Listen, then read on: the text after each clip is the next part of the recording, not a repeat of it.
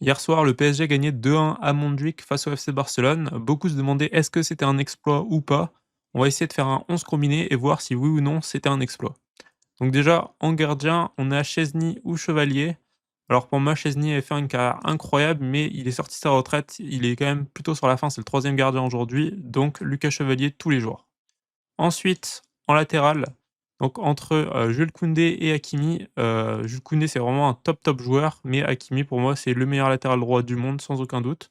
Donc Hakimi, tous les jours aussi. Ensuite, Eric Garcia ou Zabarni. Alors c'est 2 joueurs assez jeunes, je crois qu'il y en a un qui a 24 ans, l'autre 23 ans. Zabarni, pour moi, plus de potentiel clairement. Sur le match, les 2 ont pas été mauvais, Zabarni a plutôt même été très bon. Eric Garcia, c'est un bon joueur, mais pour moi, Zabarni, c'est quand même un meilleur joueur. Cubarsí ou Pacho, Pacho, immense, immense saison. Cubarsí, vraiment pas mauvais, super, joueur d'avenir, mais Pacho, c'était un des tauliers en Ligue des Champions de l'an dernier. Cubarsí qui fait sa petite erreur, qui coûte le but sur le but de Mayoulou. Donc on choisit, William Pacho. Pour l'instant, il y a que des Parisiens, donc est-ce que c'était vraiment une surprise? Peut-être pas. Ensuite, Nuno Mendes ou Gérard Martin. Avec Alejandro Balde, déjà, je trouve qu'il y a pas forcément de débat, donc avec Gérard Martin, il y a aucun débat.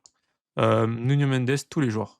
Ensuite, Vitinha ou Frenkie, pour moi, il y a pas débat non plus. Vitinha au-dessus. Avec Pedri, c'est clairement, je pense, top, 3 milieux de terrain au monde. Zaïre Emery et Pedri, il y a aucun débat non plus. Zaïre Emery, bah, déjà, il est même pas titulaire au PSG d'habitude.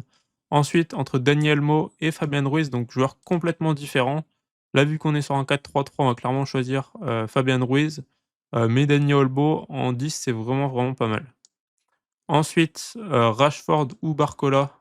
Rashford, super début de carrière, il a eu un gros, gros passage à vide, mais il est en train de plutôt bien se ressaisir, mais Barcola en percussion, c'est quand même très, très fort. Ensuite, Mayoulou ou Ferran.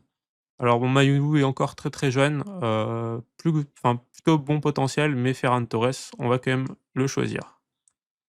Et pour finir, entre Yamal et Ibrahim Baye, bon là, il y a aucun débat non plus, Yamal tous les jours. Donc au final, on se retrouve avec 3 joueurs du Barça et tout le reste de l'équipe parisienne. Donc est-ce que c'était vraiment une surprise? Je pense pas.